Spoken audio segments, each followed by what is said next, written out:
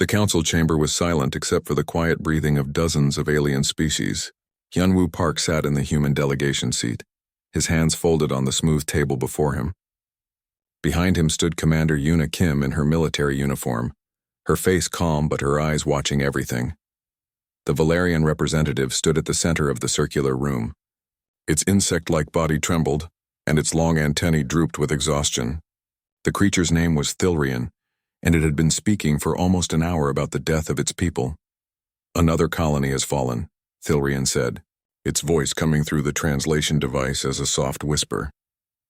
12 billion souls, gone in 3 days. The Screath consumed everything, the buildings, the crops, the people. Nothing remains but bare rock and the bodies of our children. Around the chamber, the representatives of 47 alien civilizations shifted uncomfortably. Some made sounds of sympathy. Others looked away, but no one spoke. Hyunwoo had been attending these emergency sessions for 2 months now. Every week the same scene played out. The Valerians begged for help. The council members expressed concern, and nothing changed. The Screath were winning. The parasitic creatures had appeared 3 years ago in the outer regions of Valerian space. At first they seemed like a minor problem. A few destroyed outposts, some missing ships, but the Screath learned fast. They adapted, they grew stronger. Now they were an unstoppable wave sweeping across Valerian territory, consuming everything in their path. "We have tried everything," Thilrian continued. The Thessian collective sent ambassadors to negotiate peace. The Screath ate them. The Vormian Union deployed their finest defense systems. The Screath learned to disable them within days. The Quillith Harmony created biological weapons. The Screath evolved immunity in weeks. The Valerian's voice broke. "We are dying. Our civilization is 10,000 years old. We have created art and philosophy that enriched the entire galaxy, and in 3 years we will be extinct, unless someone helps us." The Thessian ambassador stood, its tall, slender form moving gracefully. "We share your pain, Thilrian. But what more can we do? Our species evolved on peaceful worlds. We know how to build, how to create, how to negotiate. We do not know how to fight creatures like the Screath." "None of us do," added the Quillith representative, its blue skin rippling with distress. "These creatures are predators unlike anything in our history. They hunt, they kill. They adapt to every defense we create. Our people panic at the mere thought of them." Thilrian looked around the chamber with desperate eyes. "Then we are doomed. My people will die and the galaxy will lose another civilization to the darkness." The chamber fell silent again. Hyunwoo felt Yuna's hand touch his shoulder gently. He glanced back at her. She nodded once, her expression serious. He understood what she meant. Hyunwoo stood slowly. Every alien eye in the chamber turned toward him. He saw fear in many of those eyes. Earth had joined the Galactic Council 15 years ago, but the other species still did not trust humans. Earth's classification as a Class 12 death world made them nervous. The stories of human history made them more nervous still. "Ambassador Park," the council speaker said carefully, "do you wish to address the chamber?" "I do," Hyunwoo said simply. His voice was calm and steady. "Earth has been listening to these sessions for 2 months. We understand the situation. The Screath are not like anything the Council has faced before. They are predators, hunters, killers." Several aliens made sounds of discomfort at those words. "The Council species evolved on gentle worlds," Hyunwoo continued. "Worlds with stable climates, with few natural disasters, with minimal predators. Your civilizations developed philosophy, art, science, and peaceful cooperation. These are beautiful things. The galaxy is better because of them." He paused, looking around the chamber. "But Earth was not gentle. Earth tried to kill us every single day. Earthquakes, hurricanes, floods, droughts, diseases, and predators that hunted us for millions of years. We learned to fight or we died. It made us hard. It made us aggressive. It made us very good at surviving." Thilrian's antennae rose slightly with hope. "Ambassador Park, are you saying—" "I am saying that Earth will help you," Hyunwoo said firmly. "If you want us to." The chamber erupted with noise. Dozens of aliens began speaking at once. Some sounded relieved. Others sounded alarmed. The council speaker called for order, but it took several minutes for the noise to die down. The Thessian ambassador spoke carefully. "Ambassador Park, we are grateful for this offer, but we must be honest. The council has concerns about human military methods. Your history shows a remarkable talent for violence and destruction. How can we be sure that bringing humans into this conflict will not create new problems? Hyunwoo smiled without humor. You cannot be sure. But you are out of options. The Skreath will destroy the Valerians within a year at their current pace. After that, they will look for new territory, new food sources. Eventually, they will threaten other council worlds. Someone must stop them now while there is still time. The Quillith representative spoke up. What would you require? Yuna stepped forward to stand beside Hyunwoo. Her military bearing made several aliens lean back nervously. Complete operational freedom, she said bluntly. No council oversight on tactics. No restrictions on weapons. No interference in command decisions. We fight our way or we do not fight at all. That is unacceptable, the Vormian ambassador protested. The council must maintain some control. Control? Yuna interrupted, her voice sharp. Your control has led to the deaths of billions of Valerians. Your peaceful methods do not work against an enemy that only understands violence. Either you trust us to do what you cannot or you watch the Valerians die. Choose. The chamber fell silent. Hyunwoo watched Thilrian carefully. The Valerian leader was trembling, caught between hope and fear. Finally, Thilrian spoke. I must consult with my government, but I believe I can speak for my people when I say this.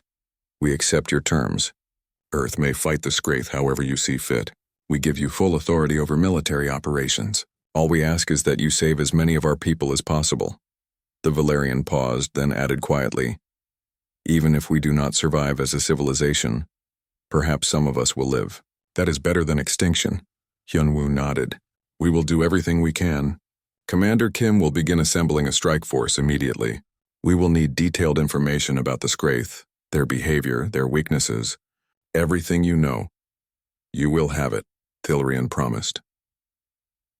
As the council session ended and the various ambassadors filed out, Hyunwoo stood at the observation window looking out at the stars. Yuna joined him. They are afraid of us, she said quietly. Yes, Hyunwoo agreed. They called us because they have no choice. But they wonder if saving the Valerians is worth unleashing Earth's warriors into the galaxy. And what do you think? Hyunwoo was quiet for a moment. I think the galaxy is about to learn what Deathworlders can do when someone threatens the innocent. The Skreath picked the wrong species to hunt. Yuna smiled grimly. I will contact Earth Command. We will assemble the best fighters humanity has. The Orbital Drop Corps has veterans who survived the Mars insurgency and the Europa campaigns. They know how to fight in hostile environments against impossible odds. How long until they arrive? 72 hours, Hyunwoo nodded. Then in 72 hours, the Skreath will learn what it means to face Earth's children. They wanted a war. We will give them one. Outside the window, the stars glittered coldly in the darkness of space, peaceful and beautiful. But Hyunwoo knew that peace was about to end. The Deathworlders were coming, and the galaxy would never be the same. The transport ships appeared in orbit around Thesakar exactly 72 hours after the council meeting. The Valerian observers tracking the vessels felt their antennae twitch with surprise. They had expected human military ships to be large and impressive, like the council's ceremonial warships. Instead, these ships were dark, angular, and covered with strange markings. On the surface of Thesakar, Commander Yuna Kim stood on the landing platform waiting for her team to arrive. The Valerian colony stretched out behind her, a beautiful city of organic towers and hanging gardens. But she could see the damage. Several towers were broken and empty. The gardens were overgrown and neglected. This world was dying slowly, its people losing hope. The first dropship descended with a roar that made the Valerians cover their hearing organs. The ship landed hard, and the rear ramp dropped open immediately. 5 humans in combat armor walked out, carrying weapons and equipment. Captain Taeyang Choi came first. He was tall and broad-shouldered, with scars on his face and hands. His eyes moved constantly, scanning the area for threats. Behind him came Lieutenant Minji Lee, smaller but moving with the same predatory awareness. Then Sergeant Doyen Han, grinning despite the serious situation. Corporal Hana Shin followed, her face expressionless and cold. Finally, Private Junho Kang, the youngest, looked around with wide eyes but kept his hand on his weapon. Yuna saluted them. Welcome to Thesakar. Status? All equipment secured, Taeyang reported. 200 soldiers ready for deployment. Weapons and supplies sufficient for 6 months of operations. A Valerian official approached nervously. Its name was Sylveth, and it had been assigned to work with the humans. Commander Kim, on behalf of the Valerian government, we welcome you. We have prepared quarters for your people and— Later, Una said, not unkindly. First, we need to see the enemy. Where is the nearest Scraith position? Sylveth's antennae drooped. 15 kilometers north. They attacked a farming settlement 3 days ago. We abandoned it. There was nothing we could do. Show us, Una ordered. They traveled to the settlement in ground vehicles. The Valerian drivers were nervous, jumping at every shadow. The humans sat quietly, checking their weapons and equipment. Taiyang cleaned his rifle with practiced motions. Minji studied data on a portable screen. Doyun hummed a tune that seemed completely out of place. Hana stared out the window without expression. Yunyo kept glancing at the others, clearly trying to copy their calm. When they arrived at the settlement, everyone fell silent. The buildings were torn apart. The crops were stripped down to bare dirt, and everywhere there were bodies. Valerian civilians, soldiers, even children. The Scraith had killed everything and everyone. Sylveth made a sound of grief. This is what we face. This is what destroys us. We cannot fight creatures that do this. Minji walked forward into the ruins, studying everything with clinical interest. She knelt beside a dead Scraith that had been killed by Valerian defenders.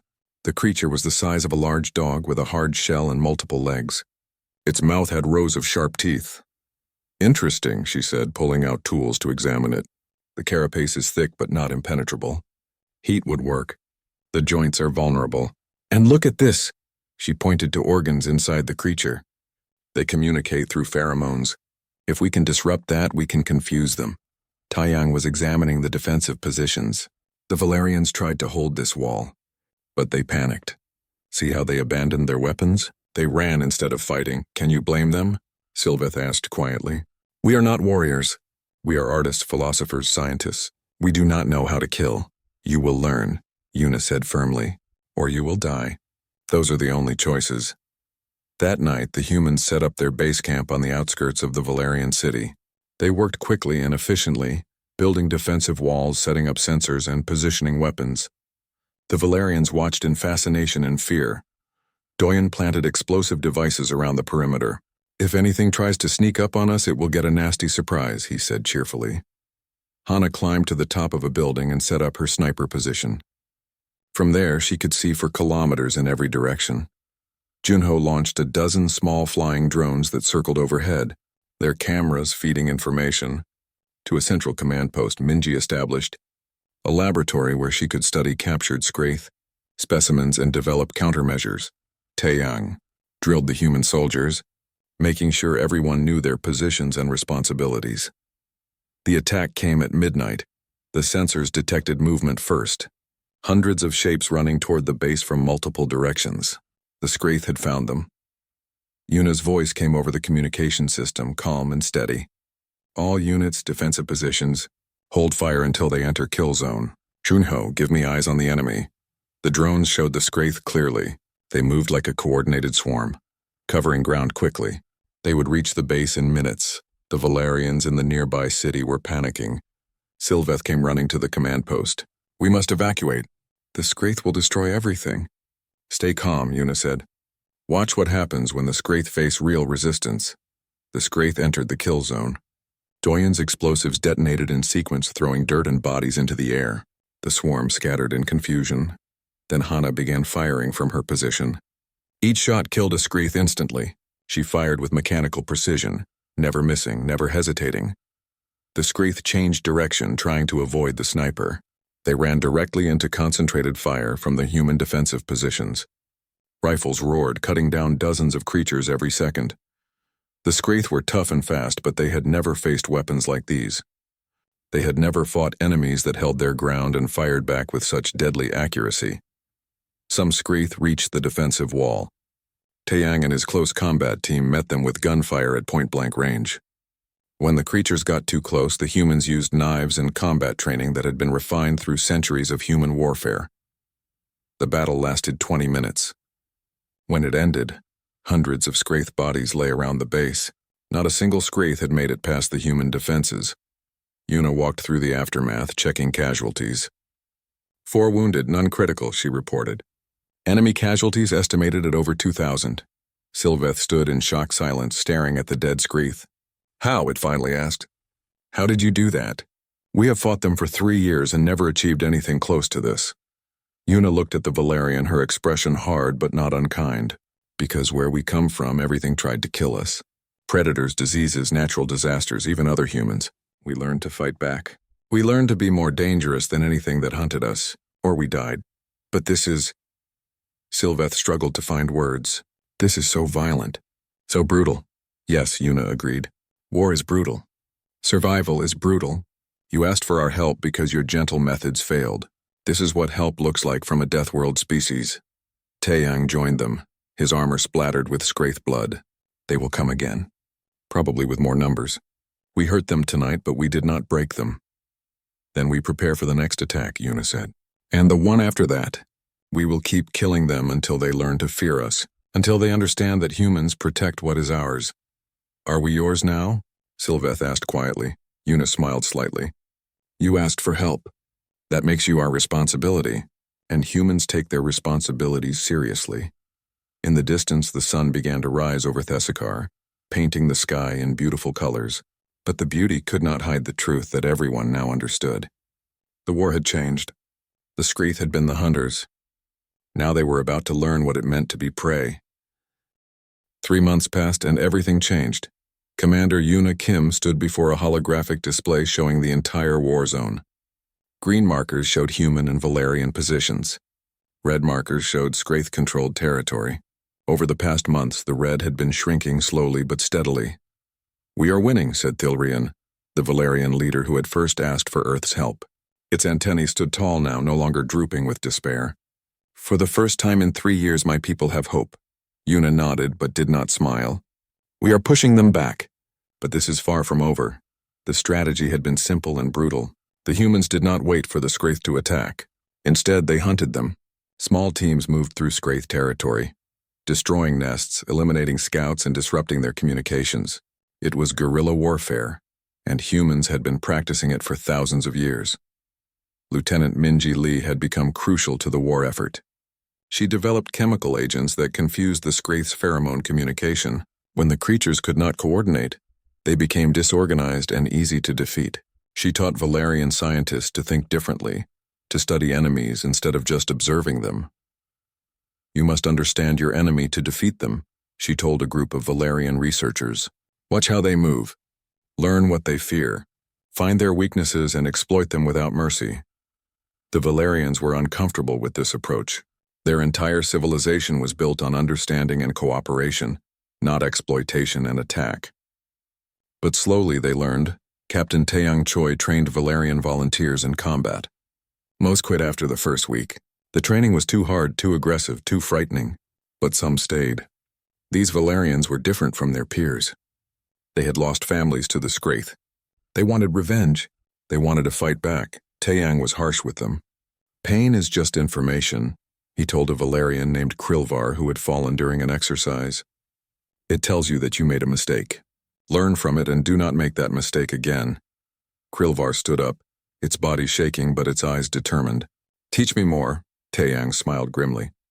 Good. You might survive this war after all.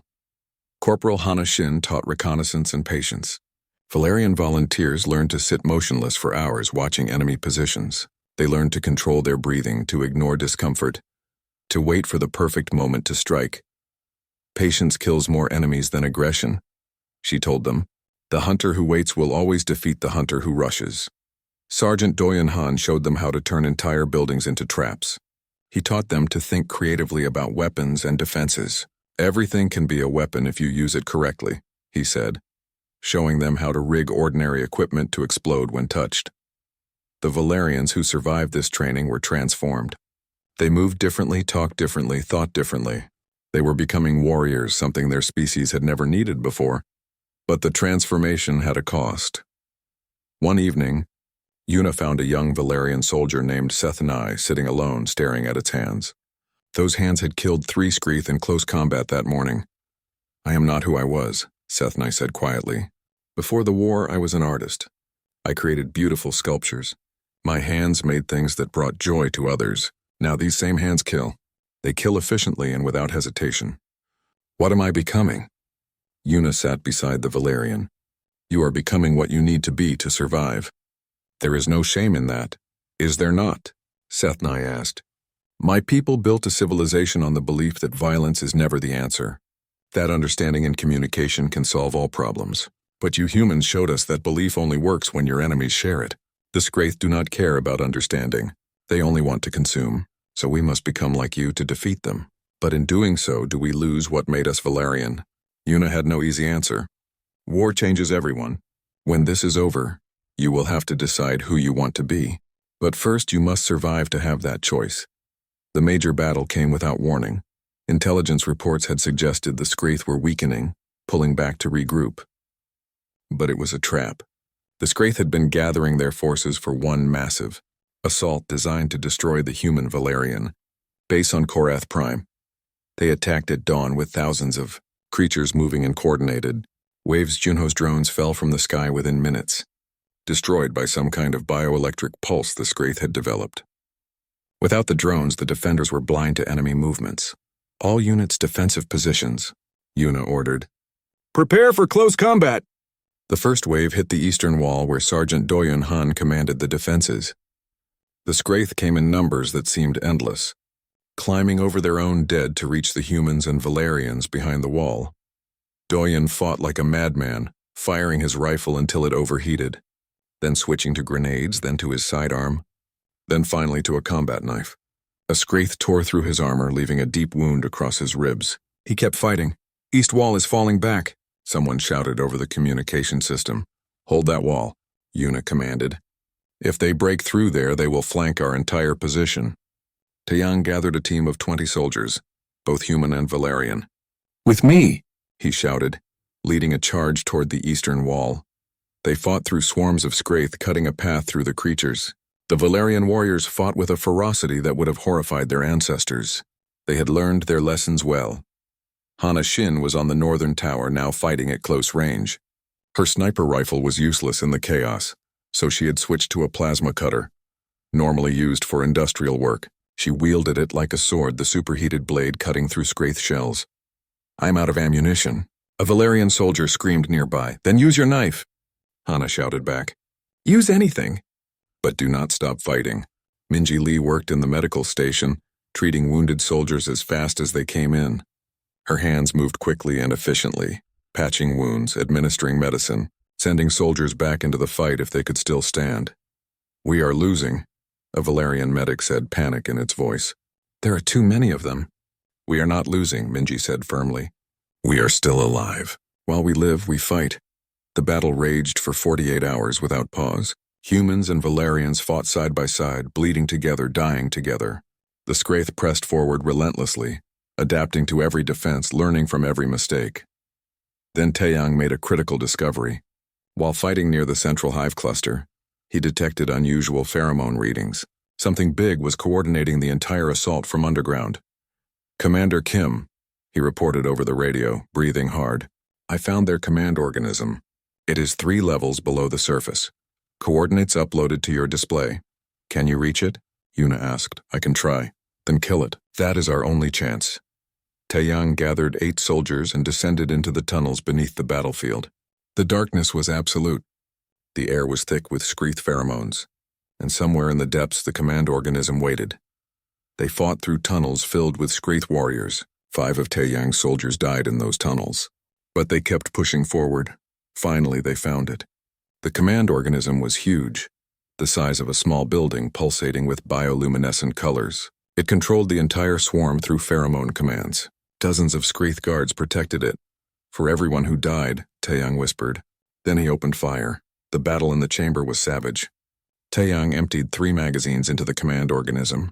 He threw grenades that blew apart its protective guards. When his weapons ran out, he drew his combat knife and attacked the creature directly. The organism screamed, a sound that echoed through every Scraith on the battlefield. It thrashed, trying to kill Taeyang, but he kept stabbing, kept cutting, kept fighting even as the creature's blood covered him. Finally, the organism died. On the surface, every Scraith suddenly stopped moving in coordination. They became confused, attacking each other, running in random directions. The swarm intelligence had collapsed. Push forward, Yuna commanded. Drive them out. The human and Valerian forces swept forward, destroying the confused Scraith by the hundreds. By sunset, the battle was over. Yuna found Taeyang sitting against a wall in the tunnels, covered in blood and wounds, but alive. Did we win? He asked. Yes, Yuna said, helping him stand. We won, but the victory had cost them. 15 humans dead, 60 Valerians. The base was heavily damaged. Everyone who survived was wounded in some way. That night, as they counted their dead and treated their wounded, Thilrian approached Yuna. We won a great victory today, but I find myself wondering, what did we become to achieve it? Yuna looked at the Valerian warriors cleaning their weapons, their movements now matching those of human soldiers. You became survivors. That is what matters, is it? Thilrian asked softly. Or did we lose something precious in learning to fight? Yuna had no answer. In the distance, the sun set on Korath Prime, painting the battlefield in red light like blood. The war map showed progress, but Commander Yuna Kim knew that progress was not victory. The Scraith had been pushed back from dozens of worlds. Their attacks had become less coordinated, but they were not defeated. Somewhere in deep space, they had breeding worlds where new swarms were being born every day. We need to strike at the source, Yuna told her command staff. Find their home world, destroy their ability to reproduce. Otherwise, this war will continue for generations. Captain Tai Yang Choi studied the star charts. We have interrogated captured Scraith specimens. Minji believes she can extract location data from their pheromone memories. But reaching their homeworld will be dangerous. It will be deep in enemy territory, heavily defended. Then we send our best, Yuna said, a small team that can move fast and strike hard. 3 days later, Taeyang stood before his assembled strike team. Besides himself, there was Corporal Hana Shin with her cold, focused eyes. Private Junho Kang, who had survived the Battle of Korath Prime and grown hard from the experience. And 3 Valerian commandos, Krilvar, Sethnai, and Vormus. These 3 had completed the full human combat training. They were the best warriors the Valerian species had ever produced. Our mission is simple, Taeyang told them. We infiltrate Scraith Prime, locate the Queen Mother organism that controls their entire species, and destroy it. Questions? Sethnai raised a hand hesitantly. Captain, if we succeed, we will be destroying the Scraith's ability to reproduce. Their entire species might never recover. This is genocide. Taeyang looked at the Valerian warrior steadily. Yes, it is. Do you have a problem with that? Sethnai was quiet for a long moment. 3 years ago, I would have refused this mission. I would have said that no species deserves extinction. But I have seen what the Scraith do. I have watched them eat children while their parents screamed. I have killed so many of them that I have stopped counting. I am not the person I was. I do not know if I am better or worse, but I know I will do whatever is necessary to save my people. Good answer, Taeyang said. Anyone else? No one spoke. Then let us go kill a queen. The journey to Scraith Prime took 2 weeks in a modified Valerian scout ship. The ship had been upgraded with human stealth technology, making it nearly invisible to Scraith sensors. But it was still a dangerous trip through enemy territory. During the long journey, the team had little to do but talk and prepare. They checked their weapons repeatedly. They reviewed the mission plan until everyone could recite it from memory. And they talked about things that soldiers always talk about when they know death is coming. One night, Krilvar spoke quietly to Hana Shin as they both cleaned their weapons. Do you fear death, Corporal? Hana did not look up from her rifle. Everyone fears death. The trick is not letting that fear control you. How do you do that? By focusing on the mission, by trusting your training, by accepting that some things are worth dying for. And what things are worth dying for? Krilvar asked. Hana finally looked at the Valerian. Your people, your friends. The idea that innocent beings should be protected from monsters, those things are worth dying for. Krilvar's antennae drooped. I never thought my people would need warriors. We prided ourselves on being peaceful, on solving problems through understanding. But understanding does not work when your enemy only wants to consume you. No, Hana agreed. It does not. That is a hard lesson to learn. When they finally reached Scraith Prime, everyone fell silent at what they saw. The planet was a nightmare world. The entire surface was covered in organic structures that looked like gigantic hives. The atmosphere was thick with spores. Rivers of some kind of biological fluid ran across continents. This is where they come from, Junho whispered, staring at the planet. This is where all the death originates. Then this is where it ends, Taeyang said firmly. Take us down. They landed during a feeding cycle when most Screeth were distracted. Junho deployed his drones to scout ahead, their sensors mapping the vast underground complex beneath the hive structures. The team moved through the alien landscape wearing environmental suits. The atmosphere was barely breathable for oxygen-based life forms. The temperature swung wildly from freezing to burning hot. Strange sounds echoed through the hive structures. This is a death world, Sethnai said with sudden understanding. Not as extreme as Earth, but the Scraith evolved here the same way humans evolved on Earth. They learned to be aggressive and adaptable because this world forced them to be. Does that change anything? Taeyang asked. Sethnai thought about it. No, they chose to attack us. They chose to be monsters. We are simply choosing to survive. They descended into the underground complex, following Junho's drone readings toward the deepest chamber. The tunnels were enormous, carved from solid rock by thousands of Scraith workers over centuries. They passed breeding chambers where young Scraith were being born by the millions. There are so many, Vormis said quietly. All the more reason to finish this. Taeyang replied. They reached the Queen Mother's chamber after 6 hours of careful movement. The chamber was the size of a stadium, and the Queen Mother herself filled most of it. She was massive beyond comprehension, her body pulsating with bioluminescent patterns. Thousands of worker Scraith attended her, bringing food, removing waste, tending to her needs. That is the source, Minji's voice came through their communication devices from orbit. Destroy her, and the entire Scraith species will collapse. They cannot breed without her pheromone commands.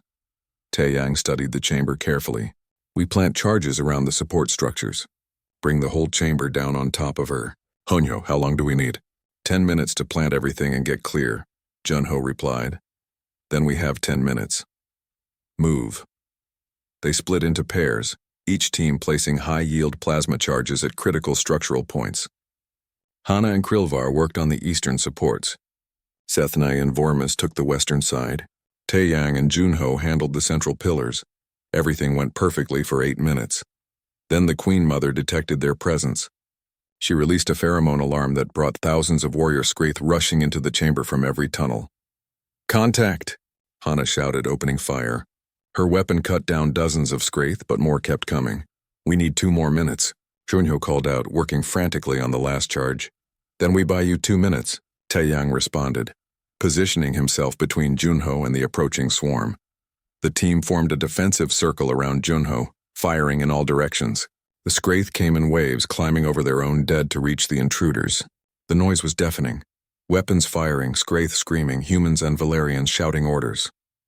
Vormis went down first, overwhelmed by a dozen Scraith. The Valerian warrior fought to the last breath, giving Sethnai time to pull back. Charges set, Junho shouted. We need to run! Go! Taeyang ordered. Everyone out now! They ran through the tunnels with thousands of Scraith chasing them. Hana fired behind them as they ran, slowing the pursuit. Krilvar carried equipment, keeping pace despite being wounded. Sethnai and Junho led the way, following the drone markers back to the surface. The Scraith were faster than expected. They gained ground with every second. We are not going to make it, Krilvar said, breathing hard. Yes, we are, Taeyang said firmly. No one stays behind. We all get out together. They burst from the underground complex and ran for their ship. The Scraith poured out behind them like a flood. Hana turned and threw her last grenade into the tunnel entrance, collapsing it and buying them precious seconds. They reached the ship with the Scraith right behind them. Everyone scrambled aboard. The ship's engines roared to life, lifting them away from the surface just as thousands of Scraith reached the landing site. Detonation in 30 seconds, Junho reported. They climbed toward orbit, watching the planet below. Taeyang thought about Vormis, left behind in the tunnels. A good soldier, a brave warrior. The charges detonated. The explosion was visible from space, a massive eruption that tore through the underground complex. The Queen Mother died instantly, along with millions of Scraith. The entire planet shuddered from the destruction. The ship was silent as they watched Scraith Prime burn. It is done, Sethnai said quietly. We killed her. We killed their future. We saved ours, Taeyang replied. but his voice was tired and his eyes were sad. Victory did not feel glorious. It felt necessary and terrible. As they left the dying planet behind, Krilvar spoke the words that everyone was thinking. We are not who we were. We came on this mission as soldiers fighting for survival. But what we did today, does it make us heroes or something else? No one had an answer. They simply sat in silence as the ship carried them home, wondering what they had become in the name of survival. 6 months after the destruction of the Queen Mother, the war was over. The Scraith invasions collapsed across the galaxy. Without the Queen Mother's pheromone commands, the swarms became disorganized and leaderless. Individual clusters still existed, but they were no longer the coordinated threat that had nearly destroyed the Valerian Empire. Council forces, now trained in human military tactics, contained the remaining Scraith easily. The Valerians were saved. But they were changed. Ambassador Hyunwoo Park stood in the Grand Hall of the Galactic Council, accepting honors on behalf of Earth. Representatives from 47 species applauded as medals and commendations were presented to him. The speeches praised human courage, sacrifice, and effectiveness, but Hyunwoo noticed something troubling. When the other species looked at humans now, he saw fear mixed with their gratitude. They were afraid of what Earth had shown them, afraid of what they themselves might need to become if another threat arose. After the ceremony, Hyunwoo walked through the quiet corridors of the council station. He found Commander Yuna Kim standing at an observation window staring at the stars. You should be at the celebration, he said. I do not feel like celebrating, Yuna replied. She looked tired. The war had aged her in ways that went beyond physical appearance. The Valerians are alive because of you and your soldiers, Hyunwoo reminded her. I know, but at what cost? Yuna turned to face him. We taught them to fight. We turned artists and philosophers into warriors and killers. We saved their civilization but changed what that civilization was. Was that the right thing to do? Hyunwoo had no easy answer. They would have died otherwise. At least now they have a choice about who they want to be. Do they? Yuna asked. Can they go back to being purely peaceful after learning how to kill? Can any of us? Across the station, Captain Taeyang Choi sat in a quiet bar with several of his soldiers. They did not celebrate loudly like the other species. They sat quietly, drinking slowly, thinking about the friends they had lost. Corporal Hana Shin was there, her face as expressionless as always. Private Junho Kang sat beside her, no longer the young, uncertain soldier who had arrived on Thesakar months ago. Lieutenant Minji Lee had joined them, though she did not drink. She just wanted to be with people who understood what they had been through. I am going back to Earth, Hana said suddenly. I requested a transfer. I will train new soldiers, but I will not fight anymore. I have killed enough, Taeyang nodded. I understand. What will you teach them? How to survive. How to protect the innocent. How to win, Hana paused. And maybe how to live with what winning requires. Junho looked at his hands. These hands had operated drones that killed thousands. These hands had planted the charges that destroyed the Queen Mother. Do you think we did the right thing? He asked. We did what was necessary, Taeyang said. That is all any soldier can do. But was it right? Junho pressed, Minji answered. The Scraith were going to exterminate an entire civilization. Billions would have died. We stopped that. Maybe our methods were brutal. Maybe we changed the Valerians in ways they did not expect. But they are alive. Sometimes survival is the only victory that matters. In another part of the station, Thilrian met privately with other Valerian leaders. The conversation was difficult. Our people are celebrating, one leader said, but they do not understand what has happened. We are not the same species anymore. Thilrian's antennae drooped slightly. No, we are not. We have 83 trained warriors now, Valerians who can kill efficiently and without hesitation. We have weapons and tactics designed for destruction. We have learned to think like predators. This was necessary to survive, but it has changed our entire culture. What do we do with these warriors now that the war is over? Another leader asked. Do we ask them to return to being artists and philosophers? Can they? I do not know, Thilrian admitted. The humans showed us that peace only exists when you have the strength to defend it. That is a hard truth. We can never forget it again. But at what cost to our souls? The first leader asked quietly. Thilrian had no answer. Days later, the Galactic Council held a closed session to discuss Earth's role in the galaxy moving forward. Hyunwoo represented humanity, sitting calmly as the other species debated. The Thessian representative spoke carefully. Earth's military intervention saved the Valerians. We acknowledge this. But we must also acknowledge what this intervention revealed. You showed us that violence can solve problems that diplomacy cannot. That lesson will echo through the galaxy for generations. Are you saying we should not have helped? Hyunwoo asked. No, the Thessian replied.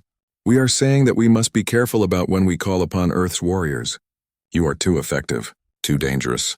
The galaxy must not become dependent on human violence to solve every problem. A Quilith counselor added, We propose that Earth be given a permanent military advisory position, but human forces must never again operate independently in council space. There must be oversight, control. Hyunwoo leaned back in his chair. You want our protection, but you want to limit how we protect you. That will not work. Either you trust us to do what is necessary, or you do not ask for our help. You cannot have it both ways. Then perhaps it is better that we do not ask, the Thessian said carefully. Perhaps it is better that we find our own ways to defend ourselves. Good, Hyunwoo said. The galaxy should not depend on Earth to solve every problem. Learn to protect yourselves. Build your own strength. Just remember the lesson the Scraith taught you. There are things in this galaxy that do not care about your philosophy or your peaceful ideals. Sometimes violence is the only language your enemies understand. The session ended without a clear decision. The council would continue to debate humanity's role for months, maybe years. That evening, Yuna found Taeyang in the same bar where he had been drinking with his soldiers. He sat alone now, staring at a half-empty glass. You have been avoiding me, Yuna said, sitting down beside him. Not avoiding. Thinking. About what?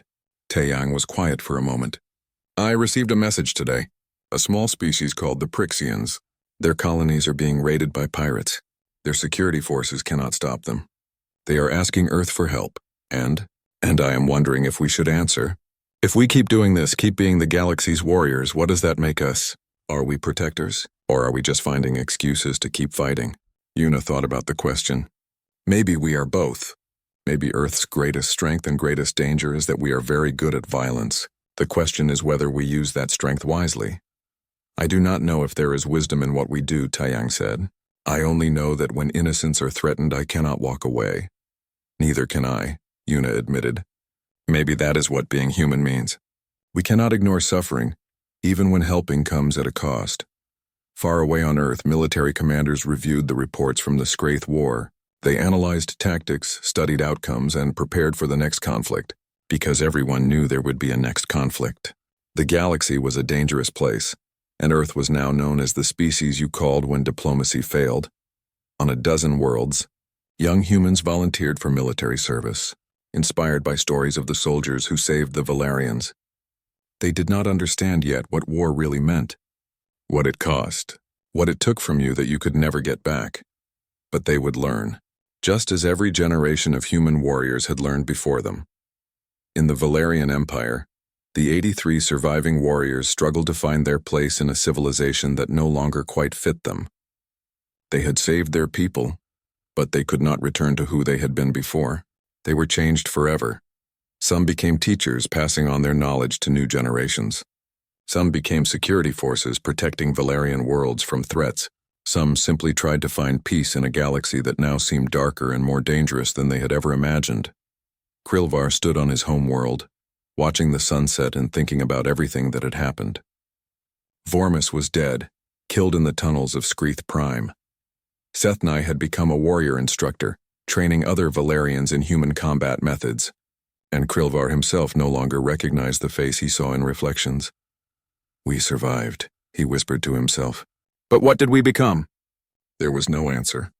Just the quiet wind and the setting sun and the knowledge that the galaxy had changed in ways that could never be undone. In space, traveling toward Earth, Hyunwoo recorded a final report. His words would be classified, seen only by the highest levels of human government. The Scraith War is over. The Valerians are saved. Earth has proven itself as a military power without equal in the known galaxy. But we must be cautious. The other species fear us now. They are grateful, but they are afraid. They see us as necessary monsters, useful when needed, frightening when not. The question facing humanity is this: what kind of species do we want to be? The galaxy's protectors? Its teachers? Its warriors? Or something else entirely?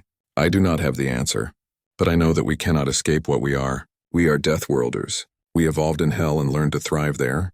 That makes us strong, capable, and dangerous. When the next crisis comes, and it will come, the galaxy will call Earth again. They will need our strength, our warriors, our willingness to do what others cannot.